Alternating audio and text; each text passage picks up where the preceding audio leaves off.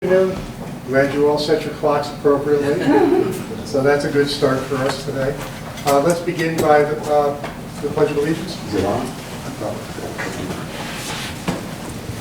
pledge allegiance To the flag of the United States of America and to the republic for which it stands, one nation, under God, indivisible, with liberty and justice for all. Thank you. So I want to begin this afternoon by just offering our condolences. Those of you who knew Ann Halleck from Greene County, she passed last month. Ann and Bob have been fixtures in Greene County history for decades. Ann and I first met when I was interviewed for town historian back in 1983 after Ann and I first moved to Baltimore, was when I first met Ann. And her and Bob was town supervisor, but Ann was actively engaged in Greene County Historical Society then, as was Bob. And she remained so for, gosh, decades and decades, right up until not long before she passed. So we just wanted to offer our association, our society's gratitude for her efforts and dedication to bringing regional history to life, and certainly she will be missed. Also, we wanted to let you folks know that January we had, back in August, we applied for a grant from the William Pomeroy Foundation. For those of you who don't know what Pomeroy is, it's a New York State foundation that gives grants for a variety of history programs, but one of their programs is for historic markers, and they're very rigorous. Having worked in the historic field for 30 years, a lot of the roadside state education 1930s markers you see all over are somewhat accurate.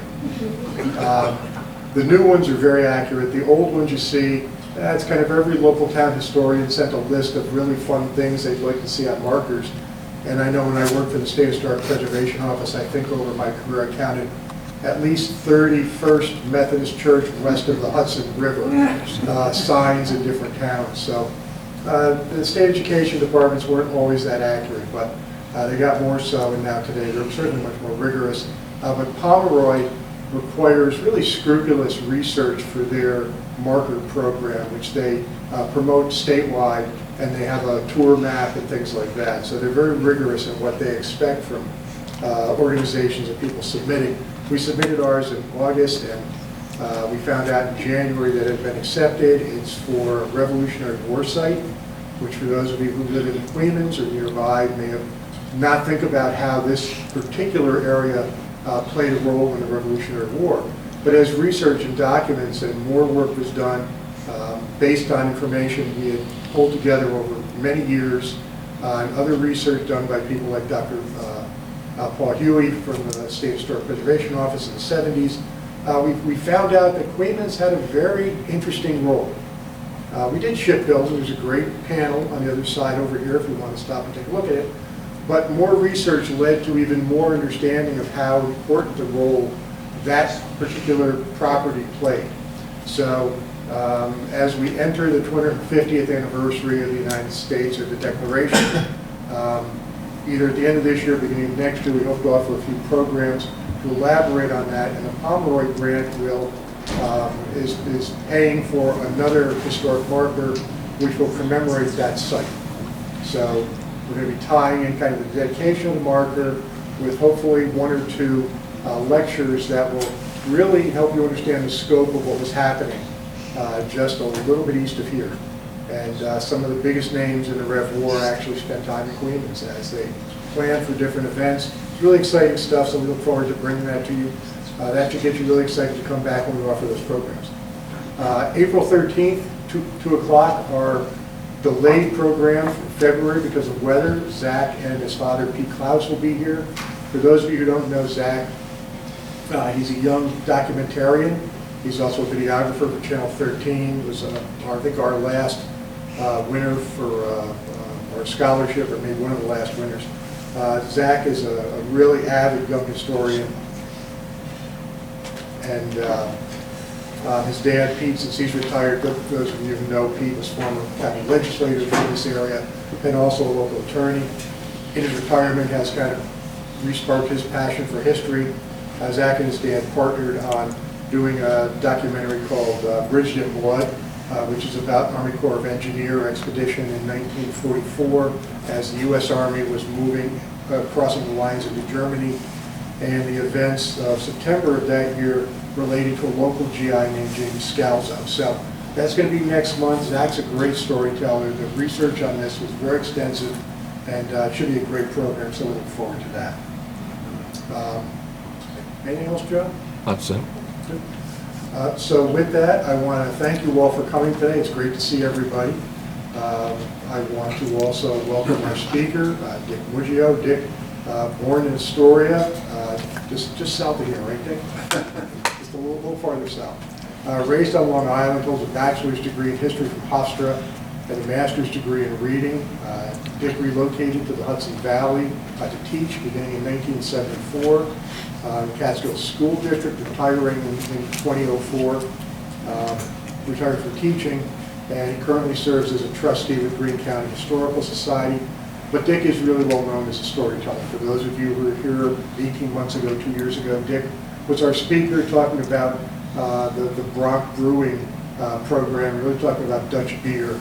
And everyone I know walked away very excited from that talk, and because of that we were excited to bring Dick back.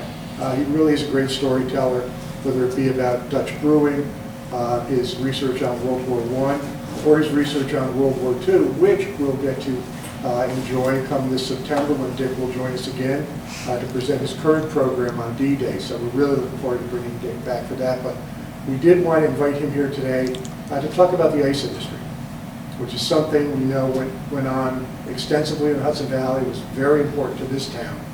And we have implements relating to it on the wall here. So we thought it would be a great time to bring Dick in just as the ice is beginning to break up. And with that, I want to welcome Dick Muggeo.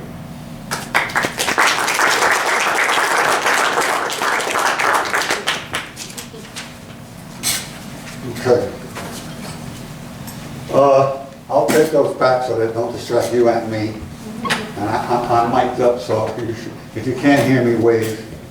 If you can't hear me, also get your ears checked. My wife can hear me, and she's 20 miles away. Okay. Well, I want to thank you for inviting me here today. I look forward to it because the last time I was here, you were really an attentive audience and asked really great questions, which I think makes the program that much better. So I'm looking forward to answering your questions. And if you ask me one I don't know the answer, I don't make one up. I just ask a great question, and maybe I'll go try to find the answer to it. Okay. So today we're going to talk about how, you don't mind if I move? Oh, I can't. I got to stand. When I taught, I always moved around. All right. I like that. Today we're going to talk about how Hudson River ice was harvested, how it was stored, and how it was shipped to New York City, and indeed around the world. Hudson River ice made it as far as India. We'll talk about that later. Okay. When I'm done, there'll be plenty of time for discussion and questions, and I do ask you to hold them to the end. Okay? Yell at me if I go too far away, because I can't. It's hard for me to stand still. I'm going to begin today by talking about modern refrigerators. And in a minute, you can realize why I'm starting there. They really are fantastic devices. They not only preserve our food, keep it fresh and safe, they deliver cold filtered water, they make ice 24 hours a day, they even defrost themselves. They have computer brains that tell the temperature in the freezer compartment and in the produce department, okay? And they issue a warning sound if you don't close the door properly. They come in all shapes, and all styles, and all sizes. Some are small enough to fit under your desk at work, maybe in a pop-up trailer, and yet others are big enough to be called walk-ins. Well, why am I talking about these? Well, what did we do before refrigerators? We had a very simple device, had very few moving parts, and it was very effective. It was called an icebox.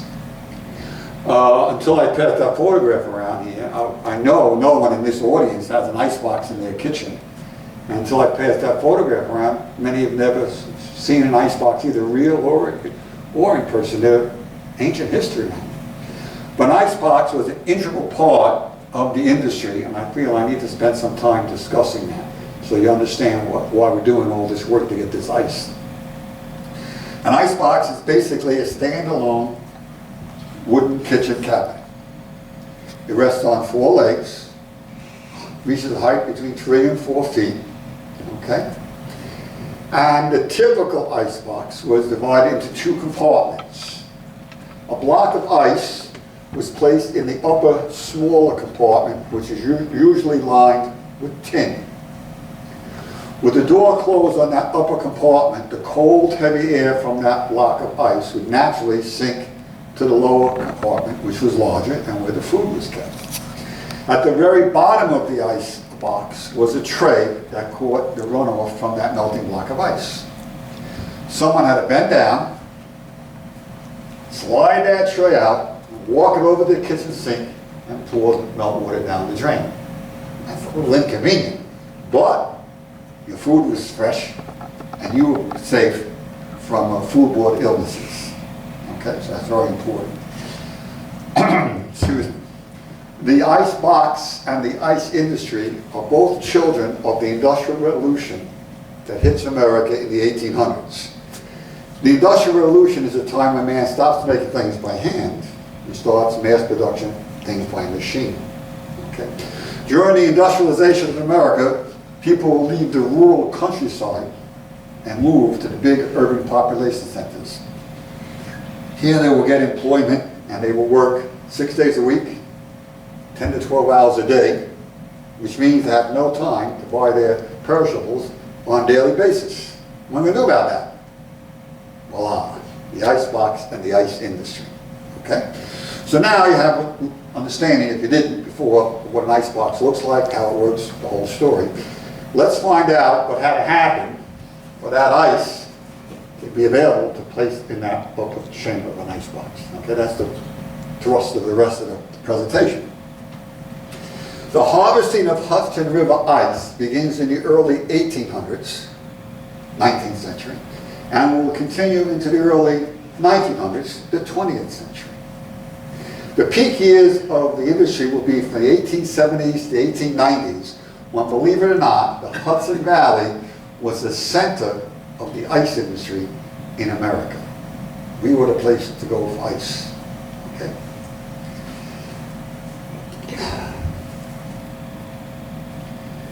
Most of the ice houses in the river, okay, were going to be on the west side of the river. There were over 145 ice houses. They're going to be on the west side because the railroad owned the right of way on the east side. They're going to be north of the city of Poughkeepsie because the water north of Poughkeepsie is always fresh water, even when the tide is pushing north. Fresh water freezes, cold water doesn't. Okay? The ice industry was a major economic force in New York State, especially the Valley. Had impact on New York City, where the ice was delivered, all the way up to Troy, where the ice was harvested. It was a very labor-intensive industry. It employed over 20,000 people, some on a seasonal basis, some all year round. Okay? The high cost of labor and the complex infrastructure, which included ice houses, ice boats, and wagons to deliver the ice, those costs meant that the industry would be dominated by big companies. Two important ones were Empire Ice and Consumer Ice. These companies had the financial resources to take the free water of the Hudson River and turn it into a marketable, profitable product. It had to lay out a lot of money to do this. And they gobbled up the smaller companies. Okay? All right, let's see now. Well, there are a lot of people in the ice industry working. And the most important person for us today's program is we have to look at the ice foreman. Every ice house had an ice foreman. He was generally employed for the entire season. He was a yearly employee, all year long, entire year, not the entire season. He had a lot of responsibilities. With his crew, he would stake out the ice field. He'd make sure that workers available to harvest the ice, cut it off the field, load it into the ice house. Later on, he'd coordinate the arrival of the workers in the boat so they could ship the ice to New York City. Got to keep an eye on the ice house, make sure it's structurally sound. Hire somebody to repair it perhaps. Maybe order a new coat of paint, get the painters in there, paint it up. And later on, with the arrival of the steam engine, he'll have to make sure that steam engine is in tip-top shape. They're going to use that to load the ice. He might have to bring an engineer. He may not have those skills, but that is his job to make sure everything's running smoothly. Okay, so that's the ice forming. Now, the cold weather in the valley reaches here around Christmas time. And it could last for 2 days. It could last for 2 weeks. It could last for 2 months. That's up to Mother Nature. The ice companies wanted January and February, 2 solid, cold, dry months, so they could load their ice houses overflowing. That's what they wanted. Mother Nature may not cooperate. When December comes, the ice foreman starts to keep his eye on the river. He knows that 10 inches of river ice will be strong enough to support an army of workers, all you people, if you're all men, could be working on ice field, and all your equipment. But he's a little greedy. He wants the ice to be 12, 14, 16 inches deep, okay, or thick, whatever you want to use, because he has to take into account shrinkage. And we'll talk about shrinkage a little later on. But he's going to keep an eye on the ice, measure it, make sure it's, going to get nice and thick, keep an ear out for farmer's almanac, or I guess the eye out for the farmer's almanac, what kind of weather is predicted. He wants that ice to be very thick. So the ice is not ready to harvest. The first thing he's going to do with his crew, he's going to stake out the ice field. Okay? Ice field usually extended about 50, maybe 60 feet out into the river. So that would be from west shore out into the center of the eastward. And north and south along the river's shoreline, 300, 400 feet. That's the ice field. The workers knew that anything within that staked out area was safe enough for them to walk on. And it's going to produce nice cakes of ice, hopefully 14, 16 inches thick. That'd be really nice. Okay. All right, next thing, we might have to bring in a farmer with a team of horses to scrape the snow off the field. Hudson River ice, surprise, surprise, surprise, is frozen water. It's not snow. Okay, snow is a pain in the neck. It's got to be removed. Can't go traipsing through the snow. All right. That farmer and his team might have to be brought in again in January, February to have a substantial snowfall. An inch is not a problem, but you know what I'm talking about. You can't walk through that. So we got the field staked out, right? We did that, didn't we? And we cleared the snow, didn't we? Okay, so let's start. First thing is to score lines into the ice. This is going to be the lines that are going to form our cakes. A lot of ways to do this. One common way was to lay a board flat down on the ice between sighted posts, make them straight. And then the worker would take an ice chisel and score a line into the ice using the board as a straight edge. The same way you would use a ruler and a pencil to make a line on a piece of paper. You can picture that, right? So to keep doing that until the entire ice field is scored with lines. Lines running north and south. Lines running west shoreline out to the river. If you could get a bird's eye view, or today a drone's eye view, you look down and it's obvious that that's going to be the future cakes of ice. Ice cakes are always the same size because it made it much more efficient to store in the ice house. Most ice, that's the wrong word. All ice shipped to New York City, that was its destination, was cut 22 inches wide, 36 inches long, and hopefully 14, 16 inches thick. Okay, that's what their goal. Right?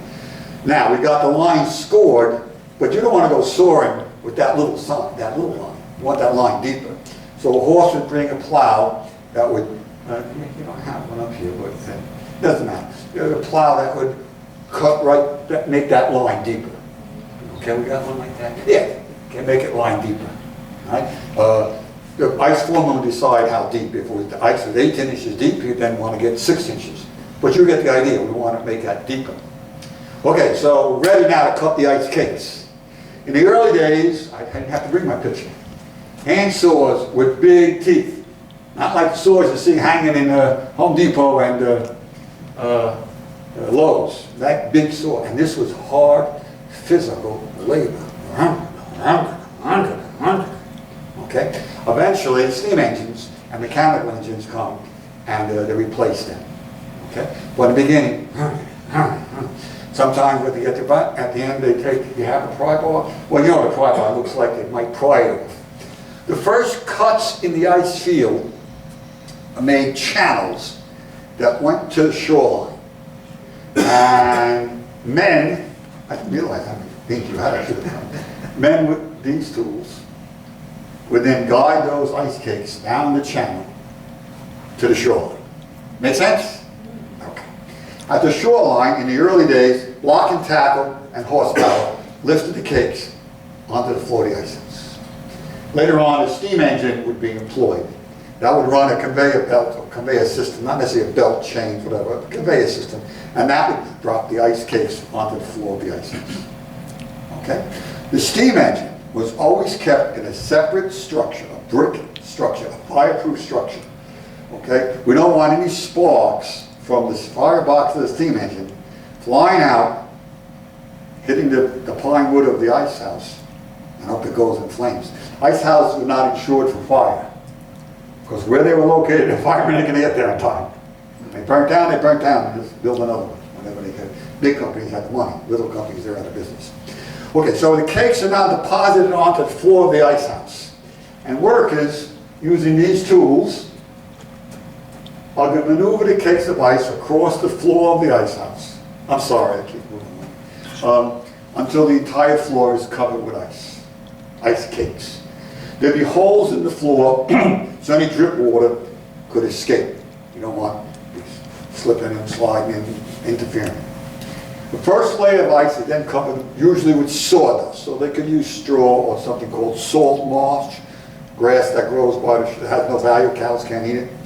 They're going to insulate that, first layer with that, and then that would also prevent the first layer from sticking to the second layer. So now we begin. Where am I? Ice, sawdust, ice, sawdust, ice. You got the idea, right? All the way. Until the ice house was full to the brim, or Mother Nature cut off the cold weather. No more ice. If there's any space between the last layer of ice and the ice house, well, that last layer is going to get a layer of sawdust, and then that empty space would be filled with straw, hay, salt marsh, to further insulate the ice. Everything is done to insulate the ice, reducing shrinkage. We'll get there. Okay? But you understand what we have to do. All right, let's take a closer look at our ice houses. All right? Remember, they're generally on the west shore of the river. I said generally because you're going to find some on the other side. Generally north of the city of Poughkeepsie. Okay? The water freezes. And since most of our ice houses, at least the ones in our discussion today, are going to send their ice to New York City, they're always going to be built as close to the shoreline as possible. Okay, we'll talk a little about that later on. You'll see why that's that shrinkage problem again. Ice houses were massive structures, 60 to 80 feet wide, 300, 400 feet long, and sometimes 3 stories high. They had 2 walls. The outer wall was cheap pine. The next wall was more expensive, tightly grained hemlock, insulated. Put sawdust, usually sawdust, but you could use something else if they had the salt marsh, and they looked for free stuff, keep costs down. And that would insulate the ice. A giant ice house, well insulated, could store 75,000 tons of ice and keep that ice frozen for up to 2 years. That's an important feature if Mother Nature sends along a warmer than normal winter. Ice houses were painted yellow or white, and you know why, it's like the sunlight, okay? And they had no windows, okay? Indeed, they had no windows, only rudimentary doors, no fancy woodwork, no fancy trim, no fancy nothing, okay? Just a big old building. This led to the greatest insult you could lay on somebody in the 1800s. This gentleman says, hey, Dick, can you recommend a glazer? Now listen, there are 2 glazers in town. If I were you, I wouldn't hire Johnson. He's nothing but an ice house carpenter. Translation, you didn't have to be a skilled carpenter to build an ice house. It's basically a big rectangular building with a roof.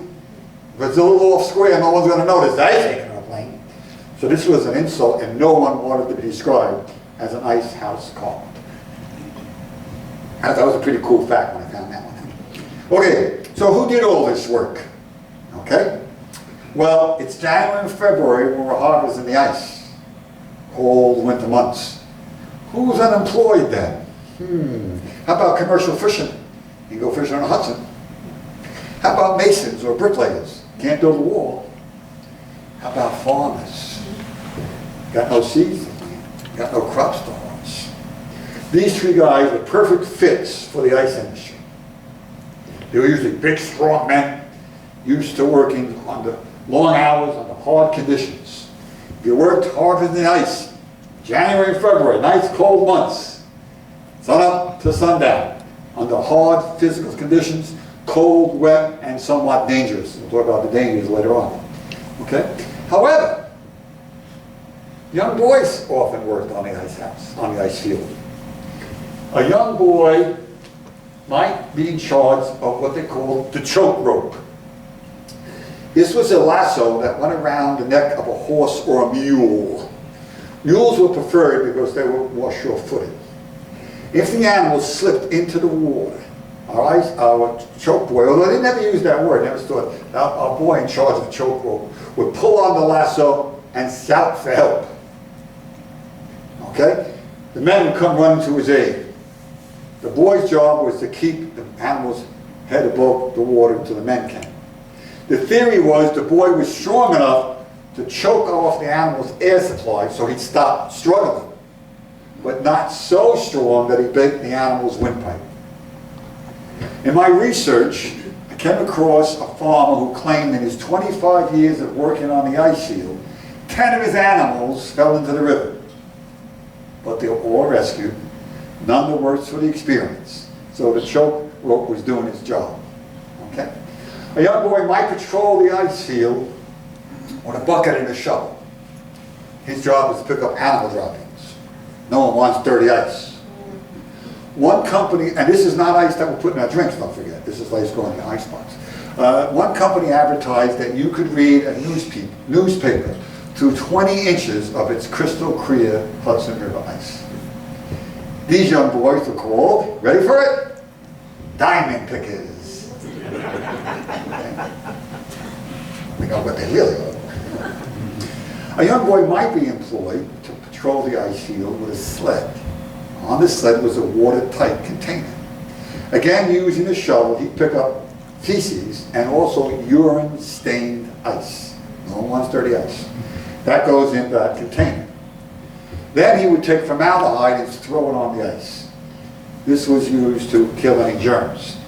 Wherever the formaldehyde landed, the ice was shinier than normal. So this boy was called the Shine Boy. And his sled was called the Shine Sled. Parents would often write letters to the schools asking that their child, boy, girls, no, boy, could be excused from the school for the duration of this ice season. And the schools honored this request because they understood that the child's meager earnings were critical to the family's financial success. Now, in the 1800s, formal education for boys and girls, okay, ended in 8th grade for most. Okay, rich people, they went on, but mostly 8th grade. Then you went to enter the workforce. So a young boy, he's not studying applied physics or organic chemistry or the works of William Shakespeare or the history of Charlemagne's empire. He's mastering his 3 R's, reading, writing, arithmetic, right? Any work he missed would be made up with a little extra work on his part. All right? And he would do that because his family won't count on him to get that 8th grade education to get a job. Okay. Well, we're still ready to get that ice out of the ice house. Okay, one more thing. I mentioned that the industry was dangerous. If you worked in the ice house, you always had to be aware. Pay attention. Make sure you know what was going on. If you lost your concentration, next thing you know, a cake of ice comes flying across the ice floor, knocks you on the floor, breaks a bone in your foot, your leg, your ribs, and if you hit the hard as concrete ice just the right way, I guess just the wrong way, you can get a concussion. So working in the ice house, you have to pay attention to what's going on. Okay, make sure you're aware of what your circumstances. Working out in an ice field, you had your specific dangers also. Even though the workers wore gloves, by the end of the day, their fingers are numb, they have no feeling. So they're going to drop a tool. Tools are going to bounce on the ice and go into the river, bye-bye tool. It happened a lot. It was a common thing. It was part of the course of doing work on the ice field. But the tools had sharp edges. Saws, hooks. You drop it the wrong way, it bounces up, hits a co-worker, or you, causing serious injury. Right, so that was a problem. The biggest problem, of course, is falling into the river. When you reported to work, you made sure you knew which way the tide is going and when it's going to change. You fell in the river, you didn't want to swim against the tide. You ain't going to get anywhere. You swam with the tide. Okay, notice I said tide, not current. The current's always going south. We know that. We're all river people up here. And sometimes they're going this way. Hopefully you'd make it to a cut in the field, either one of those channels or the edge. Help! And your workers would come and get you, your co-workers, bring you to the warming shed. That was a small wooden building where the guys took their meal breaks. Or the powerhouse where the steam engine was kept. Your wet clothes are stripped off, you're wrapped in blankets, and given lots of hot coffee. If you're lucky, you don't die in pneumonia. If you're unlucky, your body has already disappeared under the ice, never to be seen again. One more danger. A sudden January thaw.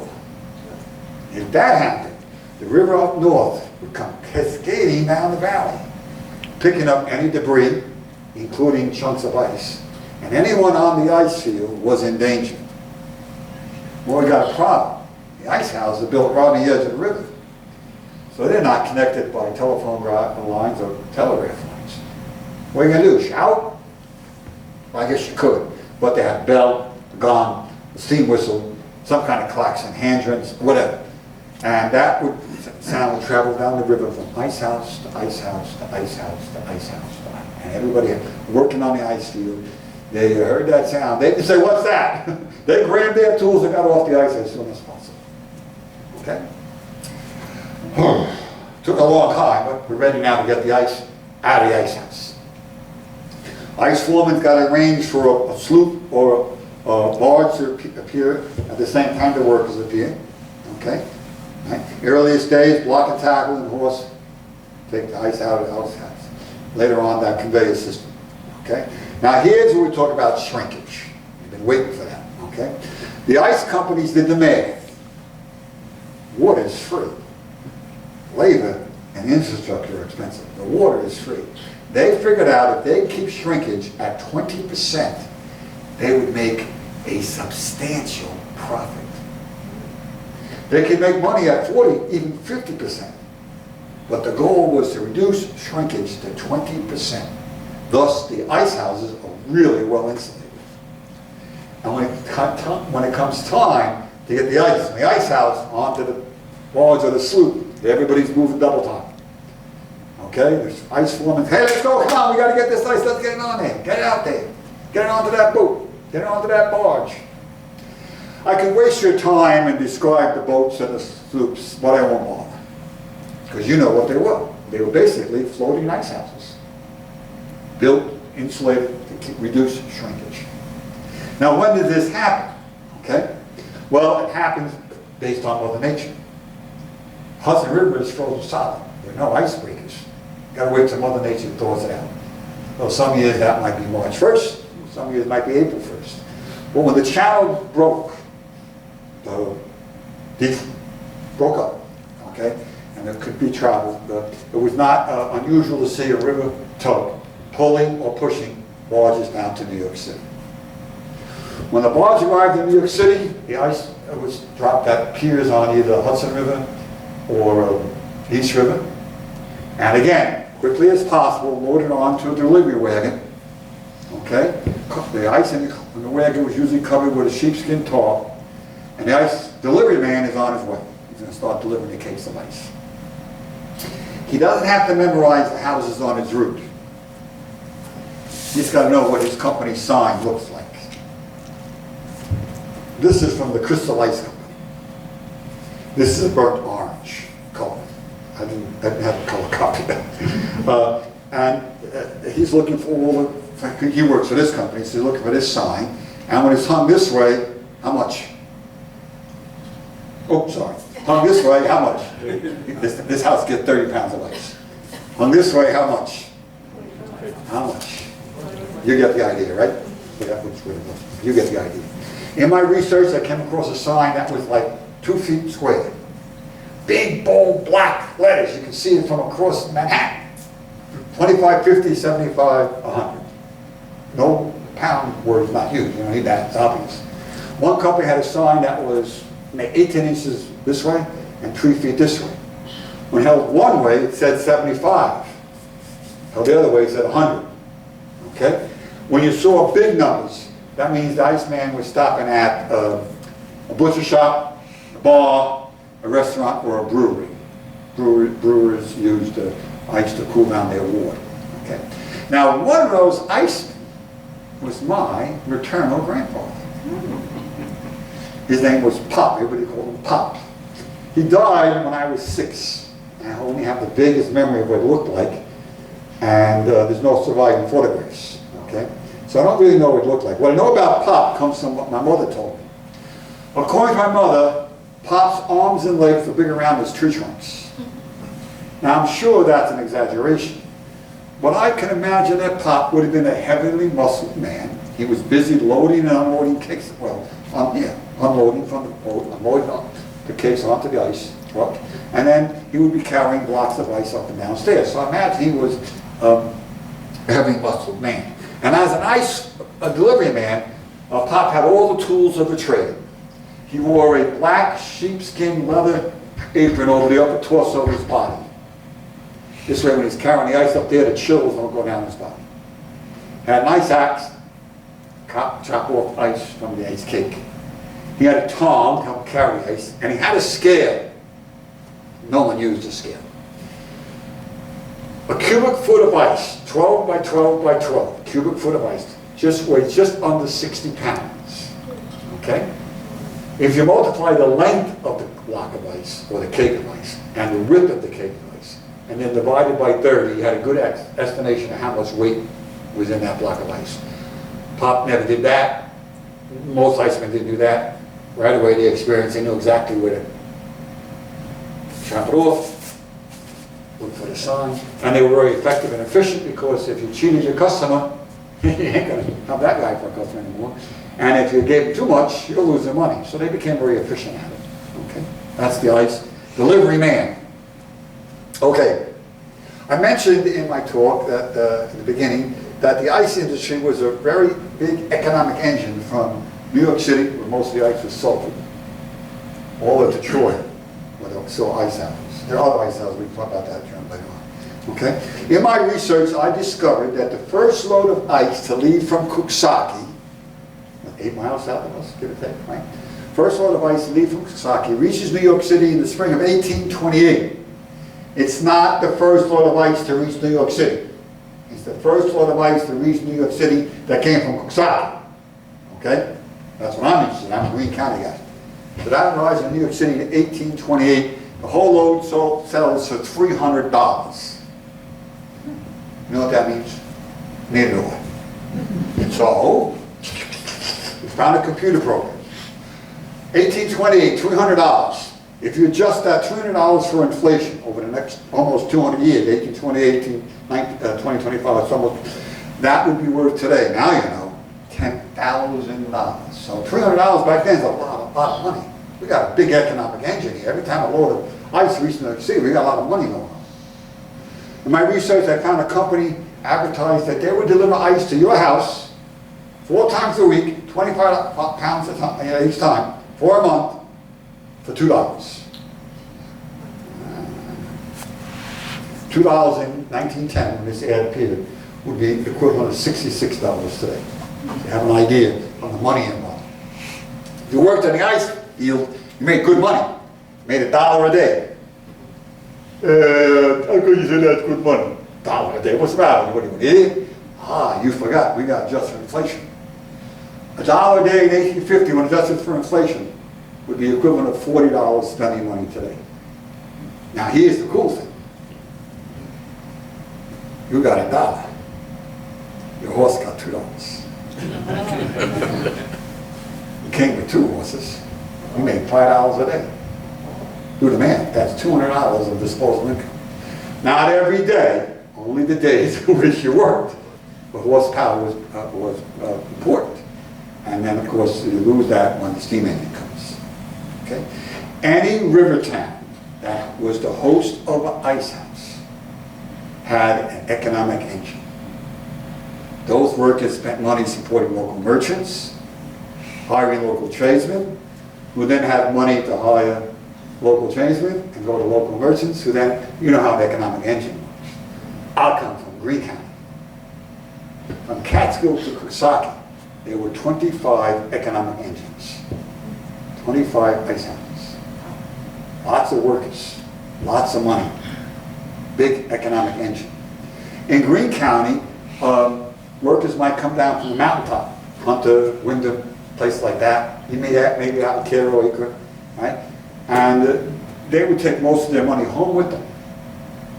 But they had to spend money in the village, had to buy room and board, right? I imagine every once in a while they bought a bottle of brandy, get warm up after a cold day. Makes sense, right? So you get a very important economic engine. I don't have much information about your ice houses because I'm a Greene County guy. And that's where my emphasis was. Well, I would imagine you have the hilltop towns, Bern and Knox, and people might come down here. Right? There were a lot of ice houses. What's that, the Skodak Island, right? Skodak's how you pronounce it, right? There were about 15 ice houses over there because the railroad didn't own that. The railroad went in. So there were a lot of ice houses there. Wherever you can have fresh water, if you had a capitalist, okay, going to try to get that ice. Okay, so all good things must come to an end. And that is true with the Hudson River ice industry. Here's a surprising fact. I was really surprised when I uncovered this. The first machines that make artificial ice appeared in 1830s in Europe. I was flabbergasted by that.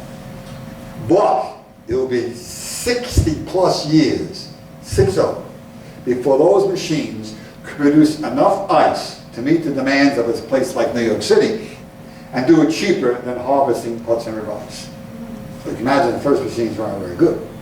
But the idea is there. If you were paying attention, you realize as World War I is approaching, the ice industry is going to disappear pretty soon. These machines are getting really effective and efficient. And most sources that I covered in my research said that by the end of World War I, now pay attention, here comes the key word, ready? The harvesting of Hudson River ice has stopped, but not the harvesting of natural ice. That will continue well into the 20th century. Well, what are you talking about? Well, there are creeks and ponds and lakes and brooks located off of the Hudson Valley. Fresh natural water. Rural areas. The ice industry continued here. That was ice that was locally harvested, locally stored, and mostly locally delivered to people. In my research, I came across a photograph of a farmer, big soil like this, 1947, harvesting ice off of a pond just north of New York City. Okay? Farmers, if they had a pond or a little lake on their property, they would do that for their own family. In Greene County, we had the Greene County Ice Company. That was a family-owned business that harvested ice off of the outer limits of Castle Creek, away from the river. Okay? The Greene County Ice Company did not close its doors, ready for this, until 1952. Why?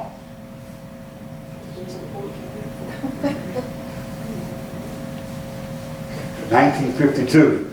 The last customers served by the Greene County Ice Company are finally on the grid. They got electricity!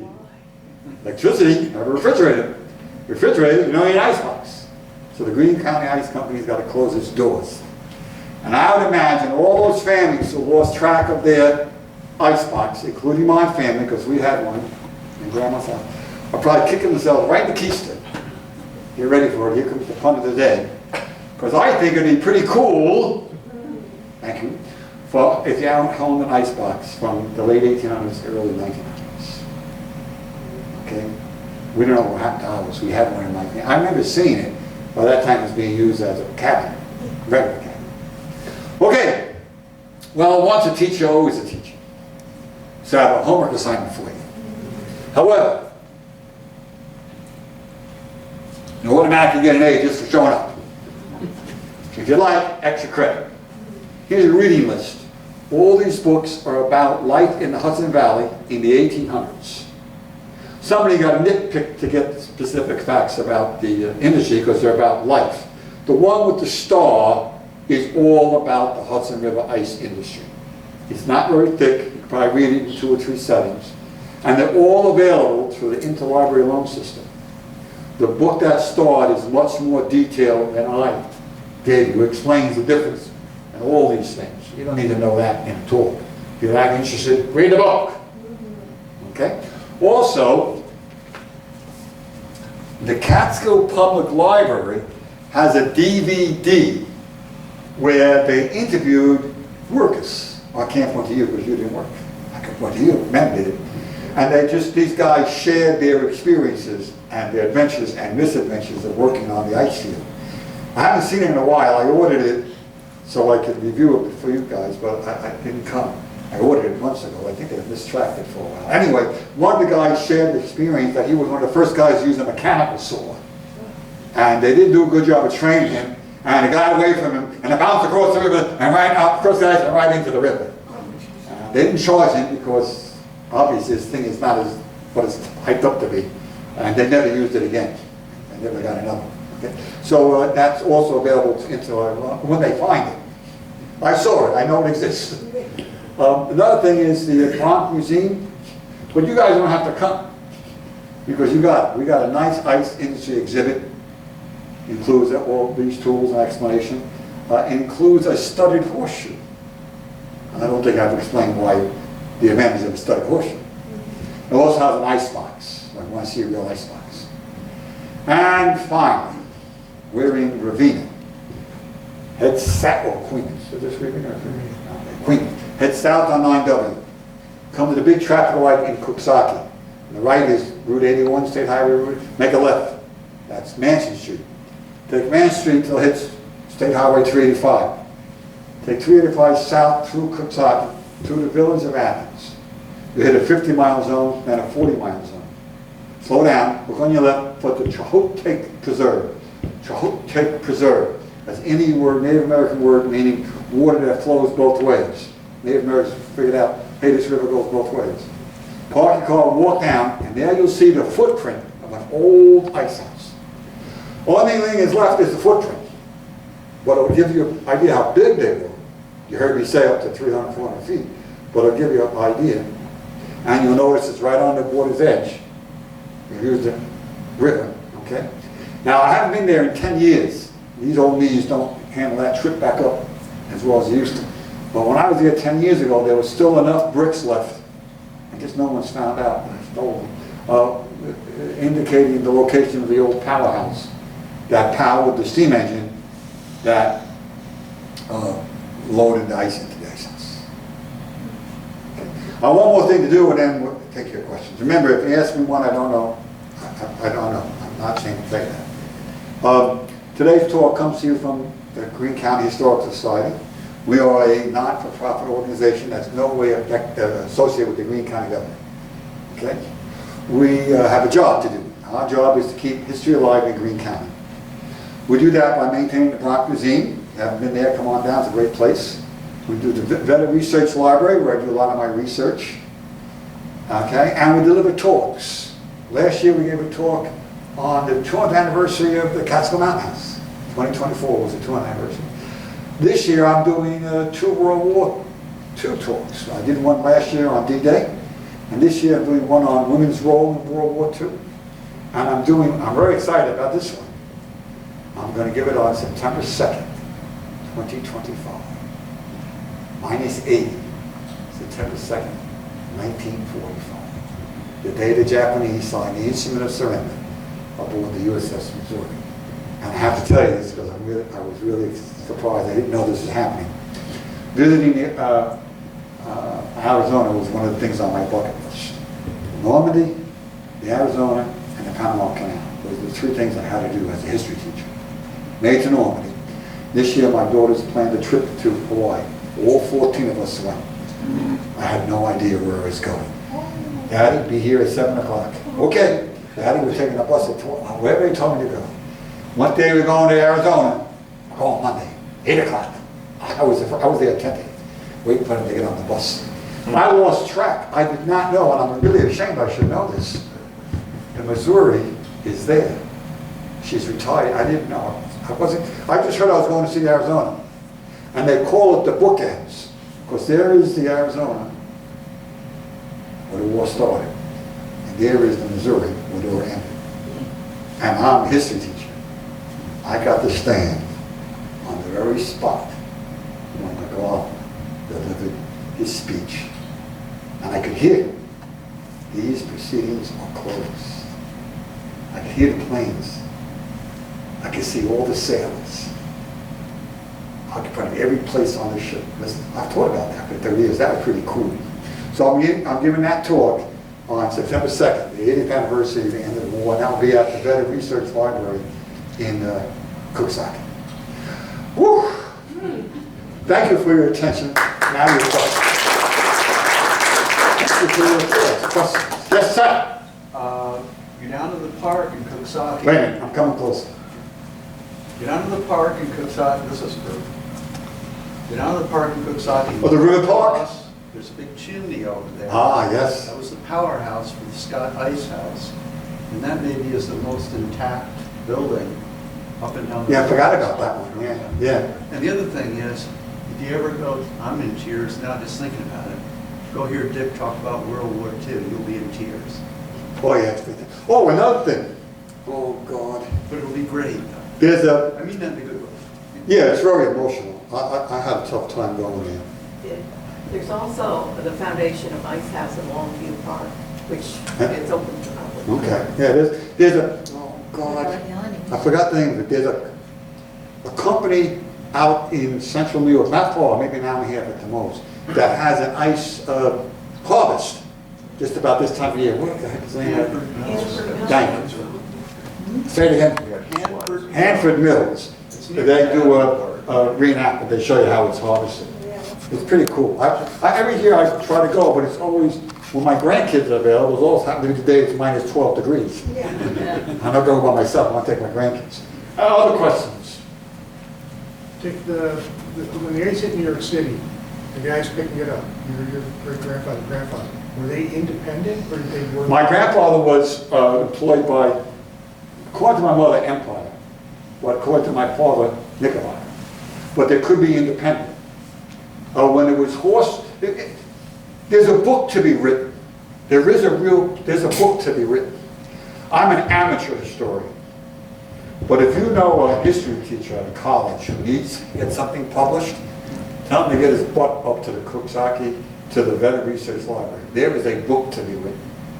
There is so much. Do you know what an accordion file is? In a file cabinet, they're like this long. And there's one of those stuffed full of stories. There are issues of old newspapers. The Columbia Greene Community College now has issues of the Daily Mail on microfilm. There is tons of information. I looked and looked and looked to see how much a boy made. They paid this kid to do this. I couldn't find it. My great-uncle, Jesse Vanderzee, worked, he did diaries 1892 to 1896. He was 16 in 1892, was 5'2" and weighed 116 pounds. And some days he'd go to school, if the ice field, he'd go down to the ice field, if they weren't working, he'd go back to school. He said he made $1 and $1.25. I might have him reversed. is it $1 inside the ice house and $1.25 a day outside? So he was small. But he was a worker, because that was the pay for a worker, $1 a day. He So, was a but he worker. was small at 160. If he was strong, he worked. Yeah, well, he was a farm worker. There you so, go. I mean, even though he was the owner's son, and they had a lot of hired men, he dug ditches, he plowed, he sowed, he, everything. At that wage, he was a worker. Yeah. And he was a strong boy, strong, he's young, strong. Thanks for sharing, yeah. And the other thing is, we had an ice house, we had a pond, and they, filled it full and everything. But the ice was not for the house, the ice was to cool the milk. Right. And his sister wrote a diary. This particular, my great uncle died at age 20 of typhoid pneumonia, but his sister wrote diaries too, and she said, she talked about them being sick all the time, so I think a lot of it was because their food wasn't, Right. They had it in the cellar, and kept it cool there, but I think a lot of times the food spoiled and they had a lot of stomach bugs. As I say, the milk Hudson River was Ice their was- livelihood, was the Hudson milk. River Ice was just what you said, to preserve food, not for drinks. Yeah. Not for, that's, as far, I tried to find out, it was kind of silly, but I wanted to find out when the first ice trays were invented. Because that would mean using ice for drinks. But ice was used for, How did they make the little ice cubes that they actually put in drinks? Did they, or didn't they? you asked a great question, I'm going to show you listen to my answer. As far as I could determine in all my research, no Hudson River ice was used to make drinks cold. It was used to preserve food, prevent foodborne illnesses. I tried to find out, we know that mechanical ice, these were artificial ice, starts to appear as World War I comes, and with World War I, the harvesting of Hudson River ice is gone because New York City is not. But I couldn't find, I'm not very good with computers, and my wife always finds, you got to know the right word. You punch in the right, get everything. And I don't know the right word. I wanted to find out when they did that. I wanted to find out a lot of stuff. And to be perfectly honest with you, when I was given this assignment 10 or 15 years ago, they did, we write a story for us because we want to create an ice exhibit. And I stopped when they said, well, that's enough. We got enough information. And then I kept looking, but I couldn't find things. There's a book at the Veta, there is a book, type pages. Maybe this, 8 by 11, right? And maybe 12 pages. The title is The Ice Industry in America. It has state by state. Had lists all the useless information to me. I didn't have every ice house had the cubic feet of ice. How much did they make? Icing. No one asked this question. No one ever asked this question. I've done this 4 times. No one ever asked this question. What did New York City do for ice in the winter when the river's frozen? Can't get ice from the ice houses. Well, they should have lasted Right? 2 years. Didn't they last? No one asks. No one ever asks. Luckily for you, I know the answer. But I don't know the total answer. What I discovered is that Lake Champlain and Maine would ship ice to New York City during those months when New York City could not use the river.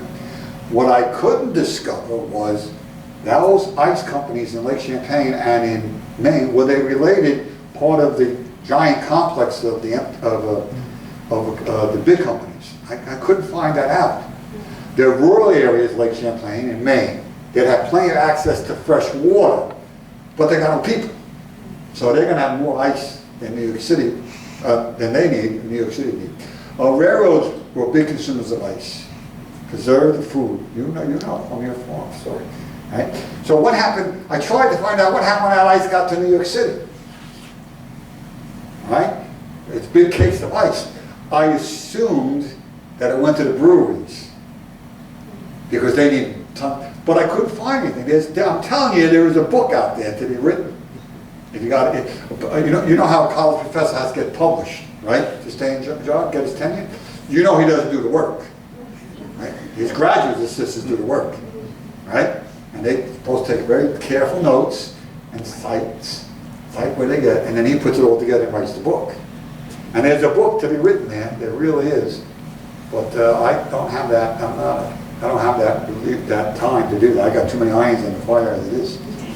But that's what I discovered. And I went as far as, this is really cool, Charleston, New Orleans, the Caribbean, and India.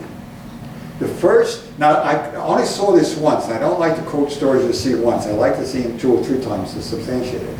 But the story I uncovered was the first load of ice to reach New Orleans was unloaded by Creole workers, those people with French background. And part of their culture, I'm not putting their culture down, everybody's culture's got their good points and some weird points. These people were very superstitious. And no one told them what this was. So they go on board the boat, and there's these big silver clear things, and they go to pick them up, no gloves. Stings like heck, right? So they thought that their culture, this is an evil spirit that's coming, they threw the ice right into the... Luckily, when ice hit the water, it made a splash. So the captain said, something wrong. He runs and stops them. Ice made it to India. Sometimes as the ballast on a ship. And believe it or not, they still made a profit.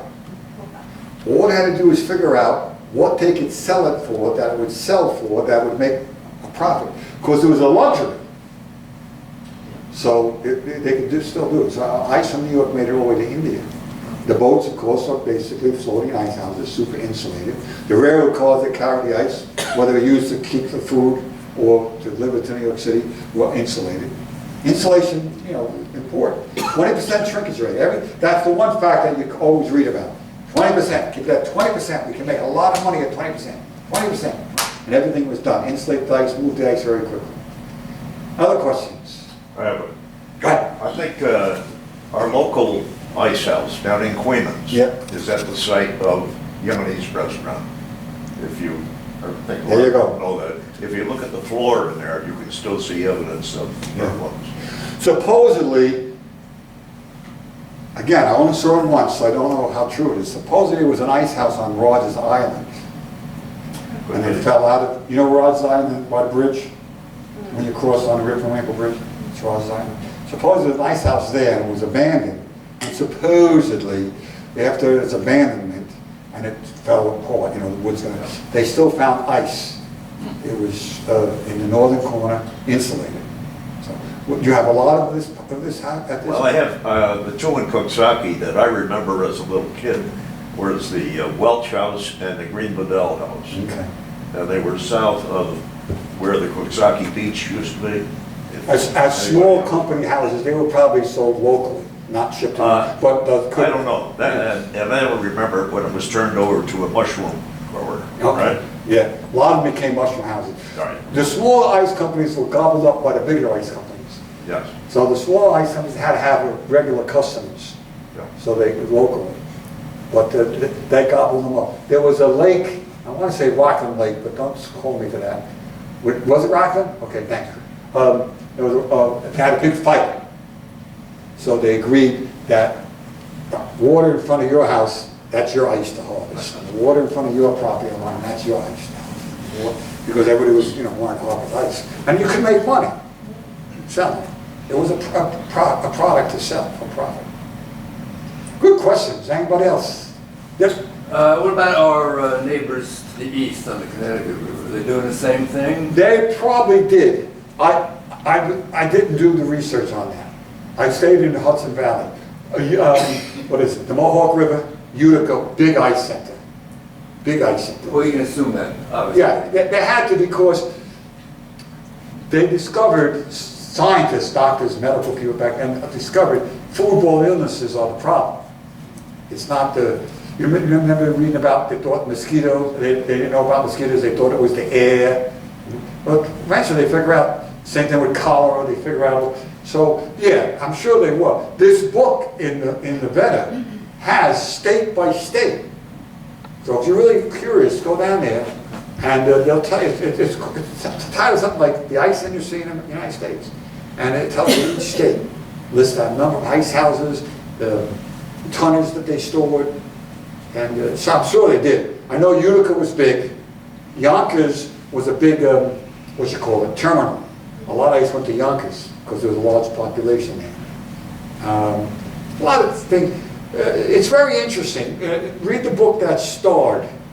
That has a lot of information. The other books, you got to look in the index because it's life in the valley.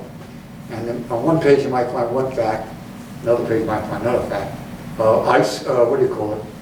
Ice boat racing was very popular on the river.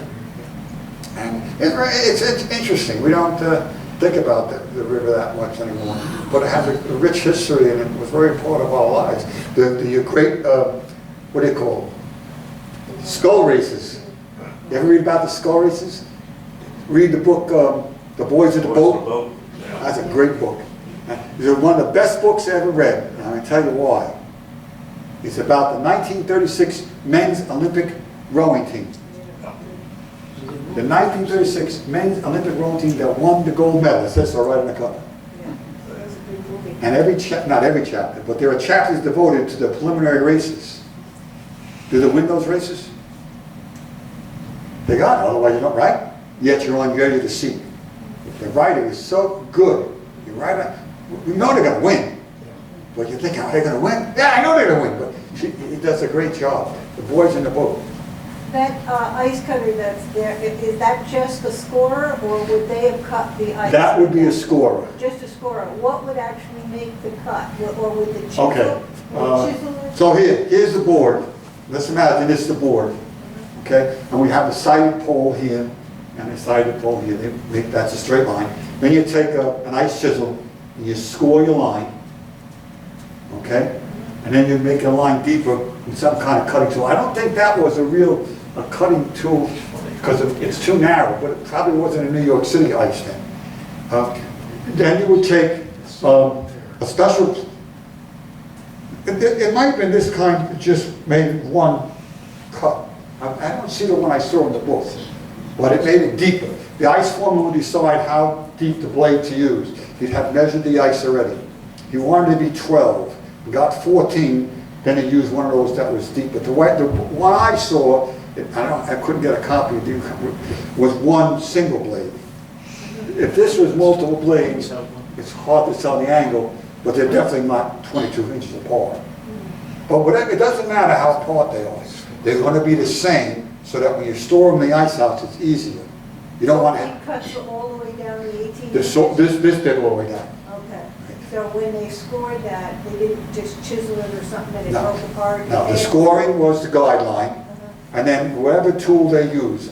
The one I had was one big thing, and made it, again, the ice foreman would say, we're going to use a 6-inch blade today, because the ice is 12 inches deep.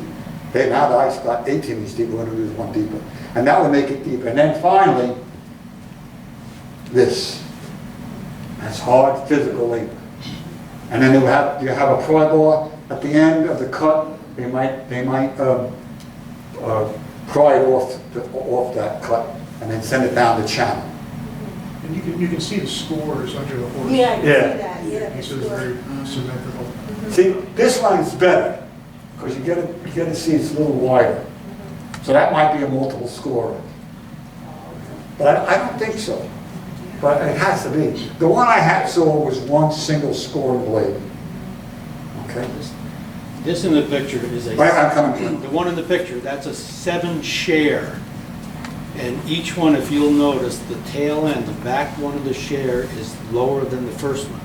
So that's It cutting. just keeps cutting deeper and deeper and deeper. But 7 They're lines? in one straight line. Okay, one straight. straight So that's the one I saw, but behind not. One behind the other, digging deeper and Okay. deeper and deeper. All right, so that's the one I saw, but I didn't interpret it that way. I thought it was just one blade. Okay, so there you go. That's a 7 scorer, you call it? Okay, so you got 7 blades. And that makes it deeper. The first score is made with an ice chisel. Okay? It's just like a drawing with a ruler and a pencil. Then you make them deeper. We know this is 7. We count 7 blades. What does that look like? 8 inches? 10 inches? Yeah, it would take it down. I saw my grandfather Yeah, because he had okay. his own ice So pond. the ice was probably relatively. They could harvest ice at 10 inches. It would support their weight, but they wanted it thicker for shrinkage.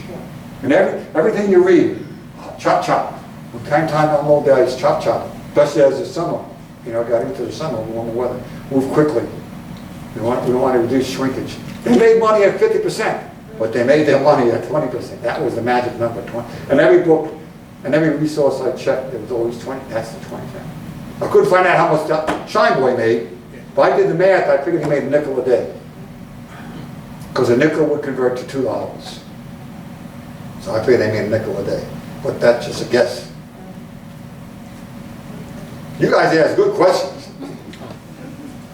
When your grandfather was hauling ice, did your mother ever tell you about what it was like carrying ice up 4 flights?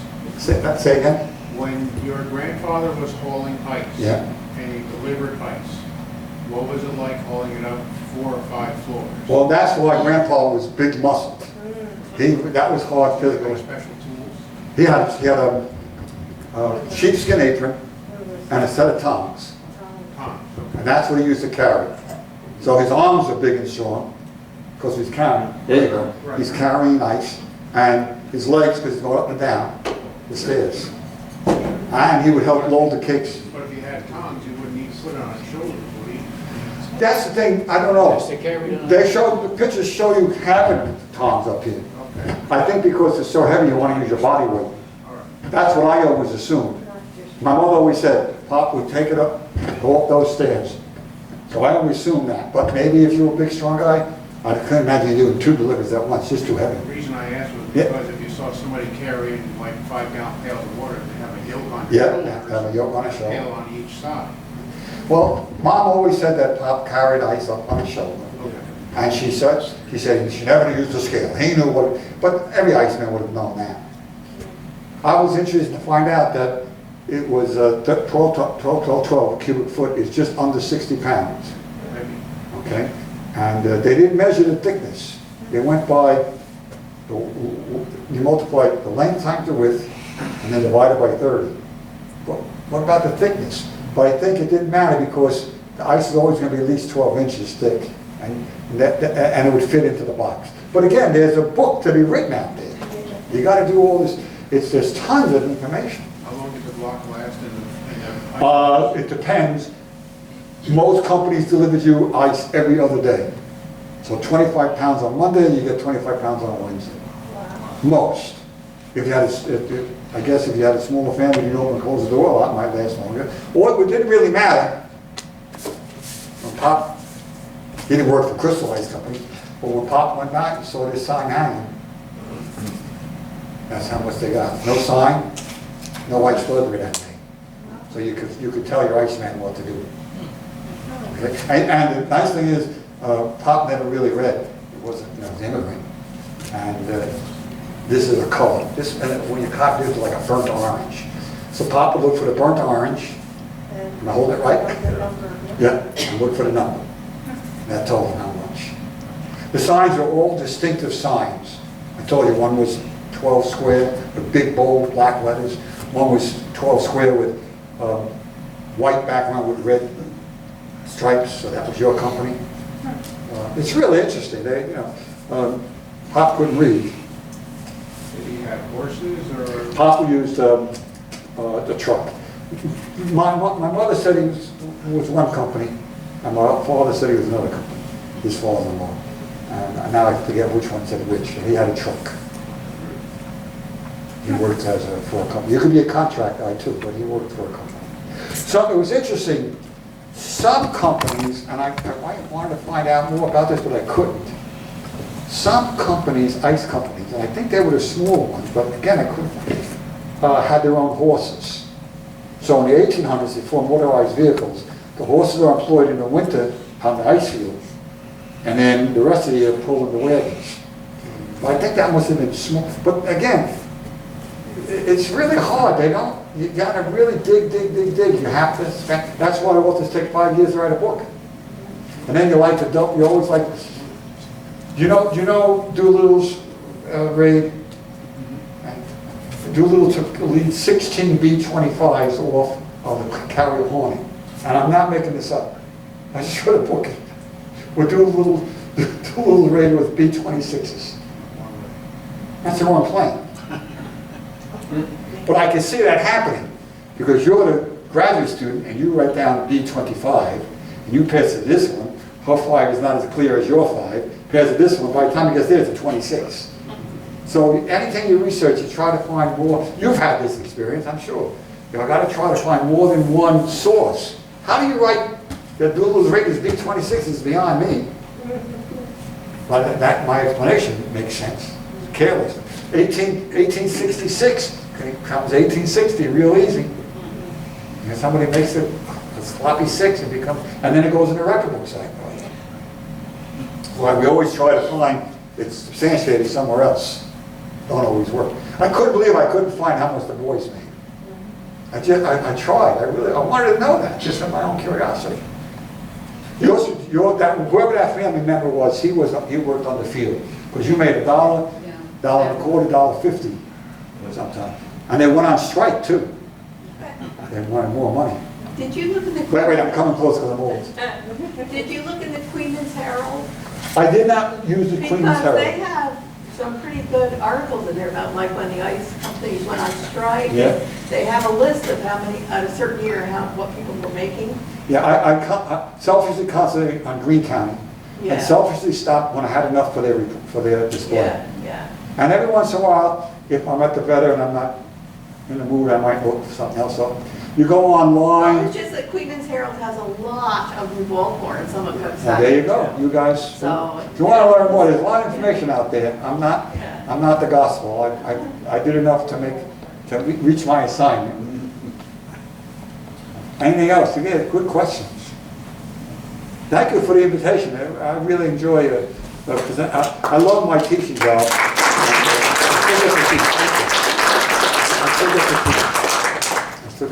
My wife signed me, I gotta tell you this, you'll get a kid. My wife who told me, slow down, you're taking on too many responsibilities. My wife got me a job being a volunteer at the literacy reading program. I said, why? You want me to slow down, you got me another night out. But it's fun, I enjoy it. Thank you.